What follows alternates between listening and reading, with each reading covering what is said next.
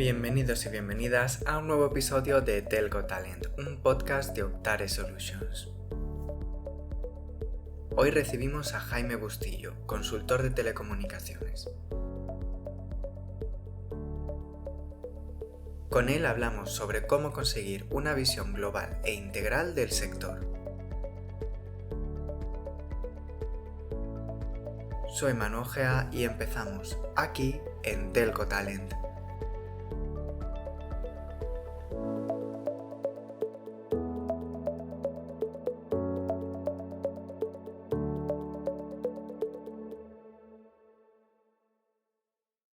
Muy buenas, estamos ya con Jaime Bustillo, consultor de telecomunicaciones. ¿Qué tal, Jaime? ¿Cómo estás?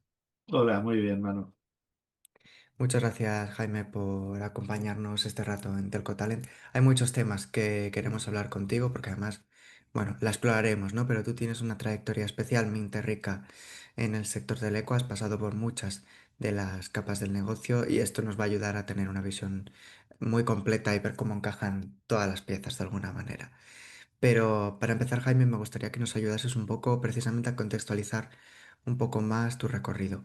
Has pasado, como decimos, por muchas funciones y responsabilidades distintas dentro del sector teleco, así que háblanos un poco de esto, de tu trayectoria y sobre qué etapas crees que han sido más determinantes para entender las telecomunicaciones como un sistema completo.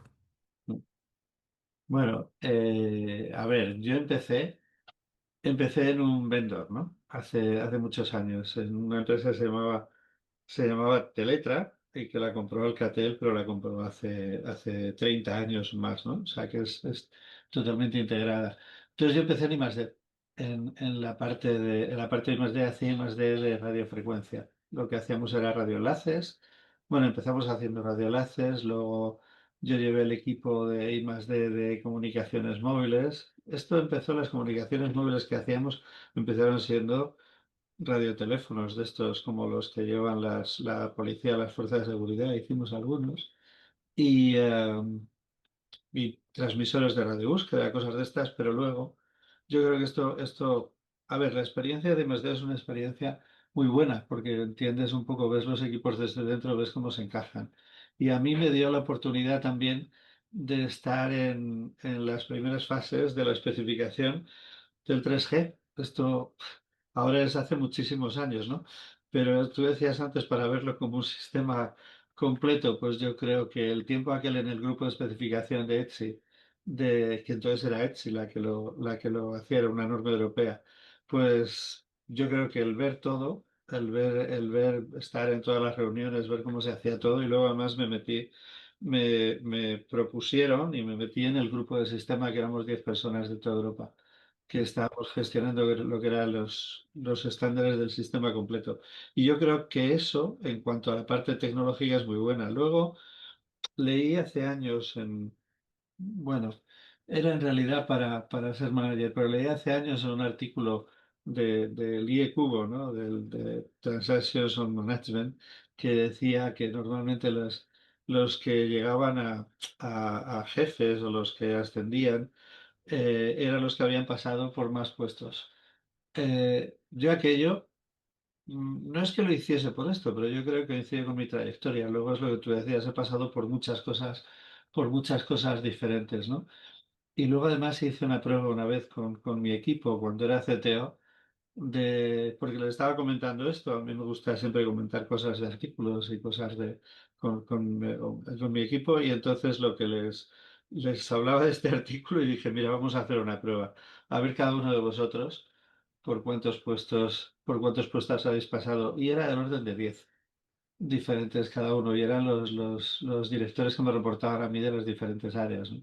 Yo creo que esto es lo que te ayuda a verlo, el haberte movido por diferentes sitios. No tanto, o sea, también por la tecnología, pero sobre todo porque dentro de una empresa conoces a la gente y conoces cómo se hacen las cosas. Ujú. Bueno, pues ese es un poco un repaso de tu trayectoria y ahora entrando en materia, en el sector telco parece que muchas veces las conversaciones se centran en la tecnología, pero a veces también da la sensación de que ese valor no se materializa necesariamente siempre donde lo esperamos. Tú has estado muy cerca tanto de la red como de las operaciones y también del cliente, así que en ese sentido te preguntamos, ¿crees que históricamente el sector ha sabido traducir bien esas novedades tecnológicas, esa excelencia técnica, en una experiencia real y consistente para el cliente final? A ver, cuando yo era CTO de Vodafone, o sea, vine primero, mi puesto anterior había sido director de atención al cliente. Lo que yo introduje en atención al cliente mucho, y como la conciencia de todo el mundo, es el tema de que nosotros éramos medidos por las encuestas. Esto ahora es Ujú, muy normal, lo que te hace una encuesta en todo. Entonces no era exactamente tan normal. Ahora prácticamente cada vez que llamas a algún sitio te dicen espera un momento que le vamos a hacer una encuesta. Entonces lo que nosotros hacíamos en aquella época eran 3.000 encuestas al mes, me parece que eran una barbaridad. Porque además las encuestas las hacíamos con llamada saliente, no eran las encuestas de estas de te pongo al final de la llamada. Entonces yo esto es una cosa que introduje en tecnología. En, o sea, lo primero, digamos, hice un equipo, no me acuerdo si lo llamamos de calidad o de satisfacción de cliente, entonces todavía no se llamaba masivamente experiencia de cliente como ahora. Pero este equipo, su misión fue poner en marcha un sistema de encuestas sobre experiencia con la red, que era ujú, lo que nosotros hacíamos. Y entonces eso pasó a estar en los objetivos de toda el área de tecnología. Entonces nos medíamos y nos medíamos comparativamente con Telefónica y con Orange entonces. Y esto, digamos que yo creo que es fundamental, el saber qué es lo que están pensando tus clientes de ti. Y esto no es de ayer, esto es del 2005, ¿no? Es de hace 20 años. Ahora lo verías normal, entonces era bastante pionero. ujú. Bueno, y como mencionas, en tu trayectoria has ejercido también de CTO, además en un momento importante para el sector. Desde entonces, además de, por supuesto, la tecnología, también el rol del CTO en sí ha cambiado mucho, ha evolucionado. Cuéntanos, ¿cómo crees que ha ido evolucionando este papel, el del CTO y de las áreas técnicas en general dentro de las organizaciones telco?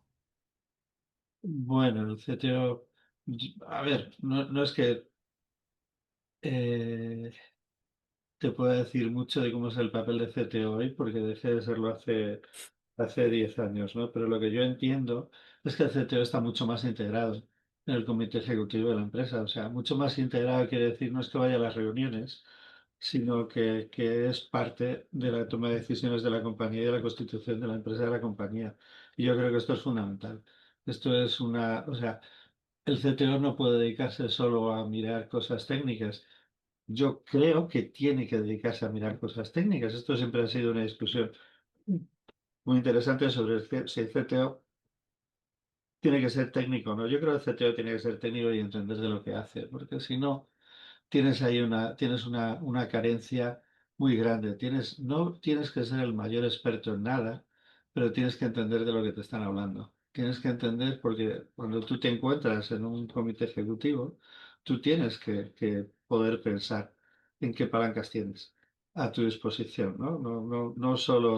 No vas a ser solo un mensajero que va del comité ejecutivo al comité de dirección del área de tecnología para, para, para preguntarles. Yo creo entonces, el rol es un rol, digamos, híbrido. Eh, a ver, y es bueno que el CTO tenga algo de experiencia que no sea solo técnica también. ¿Sabes? Igual que el CTO tiene que tener conocimiento técnico, también tiene que tener conocimiento, experiencia de fuera del área técnica. En mi caso, no sé si luego preguntarás algo de esto, ¿no? Pero en mi caso, yo lo que en principio era por casualidad, pero luego lo convertí en una cosa que era importante es cada 10 años, pues pasar un año, mi trayectoria pasa un año en áreas comerciales. Entonces, la primera vez fue en ventas, en este evento, ¿no? En ventas de grandes cuentas, porque yo no es que Ujú, sea el gran hombre de ventas, y las ventas de grandes cuentas son muy técnicas. Entonces ahí te sientes cómodo, estás hablando con el CTO, no estás hablando de venderle a alguien el servicio del teléfono, que eso es mucho más especializado y complicado, pero es lo de Pero no, lo de ver al cliente, o sea, verle de frente y teniendo que venderle. Luego, si quieres, te cuento un poco más de esto.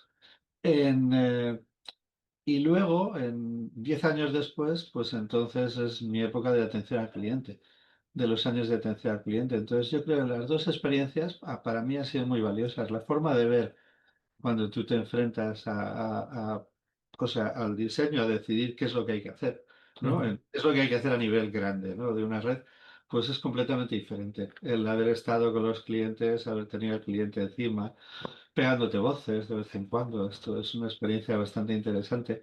O, digo, por lo menos en mi época esto pasó y luego lo de la parte de atención al cliente, las encuestas, verles, recibir las llamadas, ¿sabes? Recibir, no tanto porque sean quejas o no quejas, sino tanto el tener ese pulso yo creo es muy importante. ujú, Y a mí me ha ayudado una barbaridad el hecho de esas experiencias cada 10 años. Mira, no es que estuviera súper diseñado ni súper estratégico, pero fue así. ujú, Al final lo hice, volví. Podía haberme quedado en ventas al principio, podía haberme quedado en atención al cliente. La verdad es que en atención al cliente le dije a mi jefe, le dije, mira, y esto también depende, es característica mía. Estuve 3 años y le dije, mira, ¿sabes lo que pasa? Que yo creo que ya he puesto todas las ideas que tengo. Ya no tengo ideas nuevas, entonces tienes que poner a alguien que tenga ideas nuevas para seguir llevando, avanzando y llevando mejor esto, ¿no? Entonces me volví a tecnología. La tecnología tiene una ventaja enorme, que se mueve a muchísima velocidad, ¿no? Esta también es otra cosa que hay que entender cuando estás gestionando un área técnica, ¿no?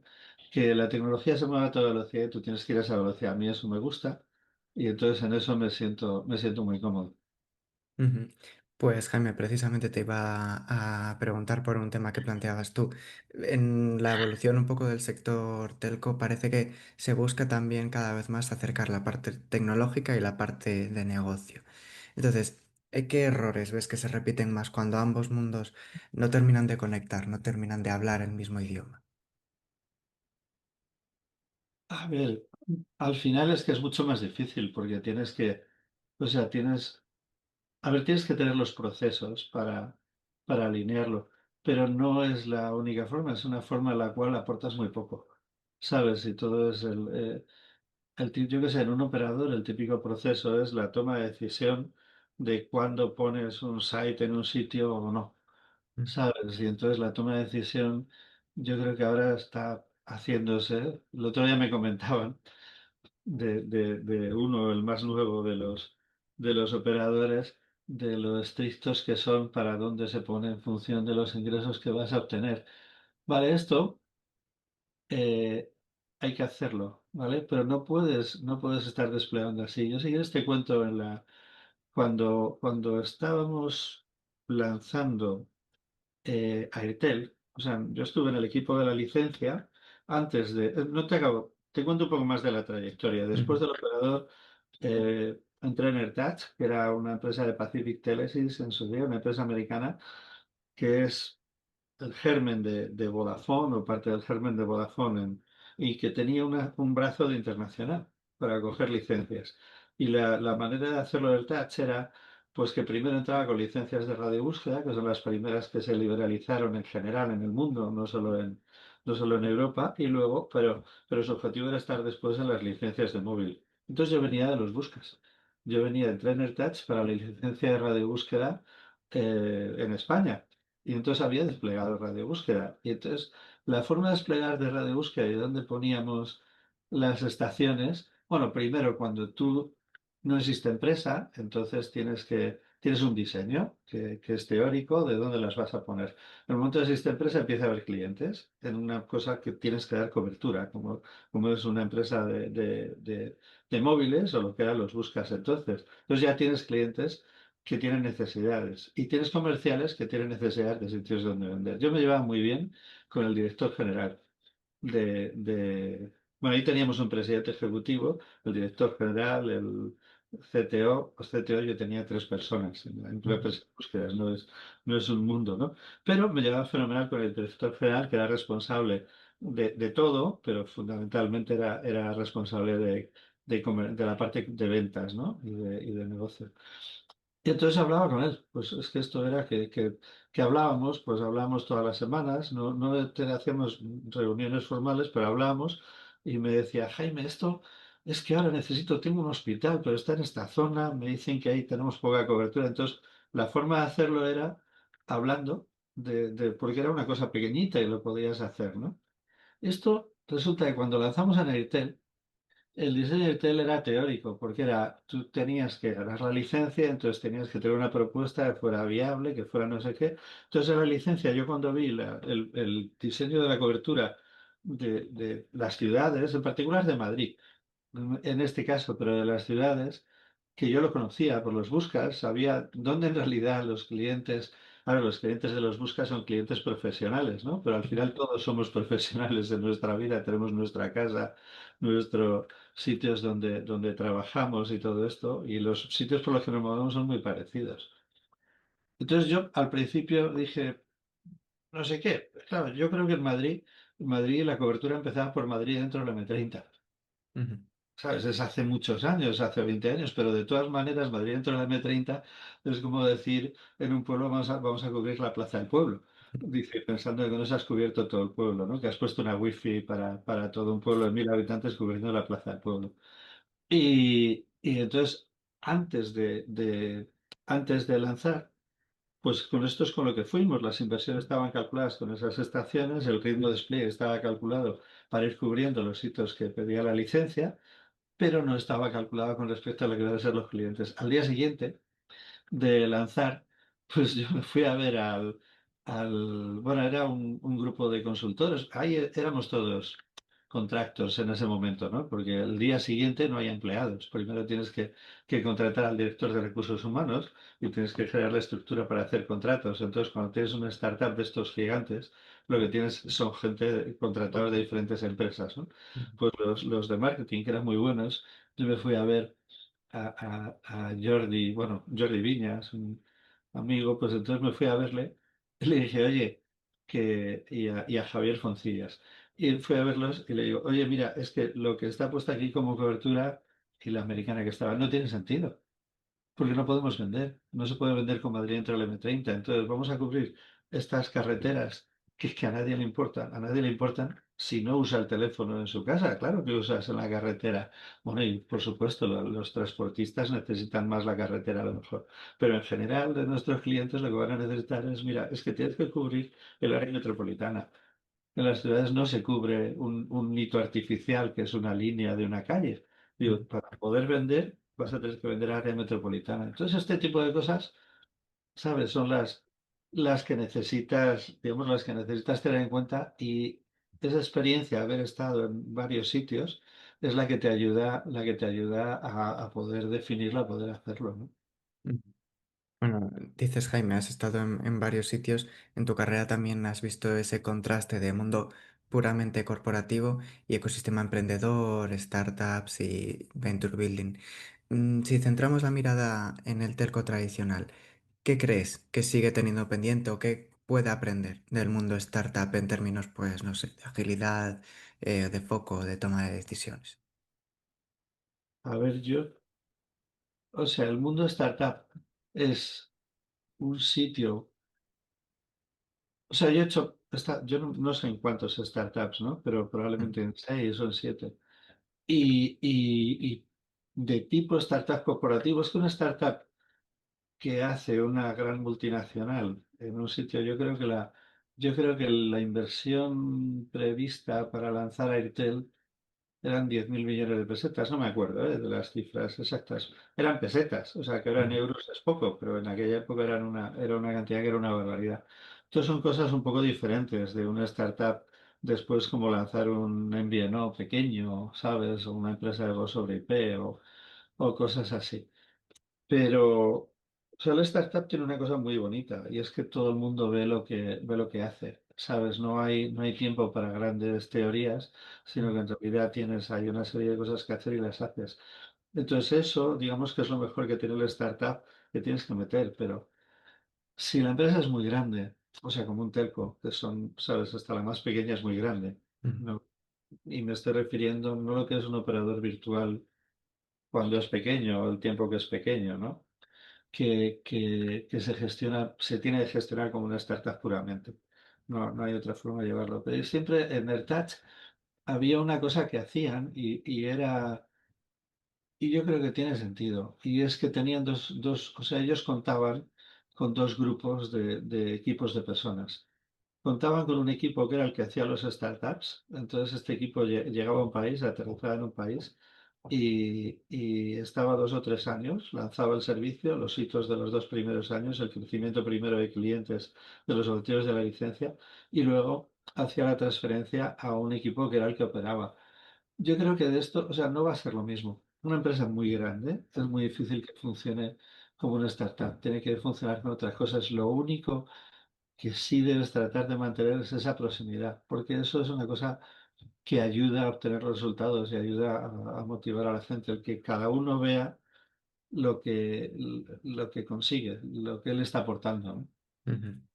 Y cambiando un poco de tercio, Jaime, tú has estado a cargo de la gestión de equipos, y en un contexto actual que parece que la industria todavía está aprendiendo a navegar a nivel de talento, ¿qué aspectos crees que deberían cuidar especialmente las empresas tecnológicas para, por una parte, atraer a perfiles jóvenes, pero mantener también a la vez al talento senior? A ver, a mí al final una de las cosas, bueno, es normal, ¿no? Porque si no, no, yo creo que lo máximo que llevé fueron, yo qué sé, 3.500 personas que eran entre externas e internas, pero tienes que gestionarlas en la parte de atención al cliente. Yo creo que éramos 500 en la empresa y un total de 3.500. Y luego en tecnología 1.500 o así, ¿no? Entonces, pasa lo mismo, es lo que te decía antes. ¿Qué es lo que tienes que gestionar para atraer al talento? A ver, el crecimiento, en cada momento tiene sus cosas para atraer. En Airtel, cuando lanzamos Airtel, la gente que venía, yo me acuerdo de una entrevista que hice una ingeniera, ¿no? Que luego, yo qué sé, yo creo que casi, si no sigue todavía, ha salido hace muy poco, está muchísimos años, y está allí. Ella lo que me dijo en la entrevista, me acuerdo que es era muy curioso hacer las entrevistas al principio, ¿no? Pero entonces yo le decía, mira, ¿y por qué quieres venir aquí? Y entonces, mira, yo ahora va a haber competencia, va a haber algo, va a haber una empresa que compita con Telefónica y yo quiero ser parte de esa competencia. Esto era una de las cosas. Lo otro, el qué tienes que hacer para motivar y atraer al talento, pues yo qué sé, es lo que es en general en cualquier cosa. Tienes que dejar espacio al que entra contigo. Tienes que, no lo sé. Te lo pongo desde el punto de vista de la visión mía gestionando a mucha gente y yo creo que Ujú. eso es una cosa que ayuda y que motiva. Tú tienes que darte cuenta de que si tienes 1.500 personas, tú no puedes mandar. No puedes mandar a 1.500 personas. Debajo tienes tus directores. No puedes, sabes, tu misión en realidad es influir. Cuando Ujú. tú tienes un equipo de 1.500, de 3.000 personas, lo que nosotros hacíamos, y esto lo hicimos tanto en atención al cliente como luego en tecnología, y además en parte fueron las mismas personas que me las traje, era, es el hecho de cultura, de cambio cultural. Y la cultura de la empresa es una de las cosas que contribuyen más si la gente lo da a conocer el boca a boca para atraer, pero sobre todo para retener. Entonces yo creo que la cultura es muy importante, el cómo gestionas, ya te digo, el darte cuenta de que el de arriba no es. Tú tienes que entender algo y puedes decir algo, tú puedes, yo qué sé. Pero yo siempre decía, mira, el momento es, si se puede hundir la empresa, no, entonces te plantas y dices, esto no lo vamos a hacer, porque esto puede hundir la empresa. Pero todo el resto de cosas, el dar ese margen de autonomía que es a la que a la gente le motiva, el poder aportar, ¿no? Pues Jaime, nos vamos acercando al final del capítulo, pero antes de cerrar me gustaría bajar todo lo que hemos estado hablando a algo muy concreto.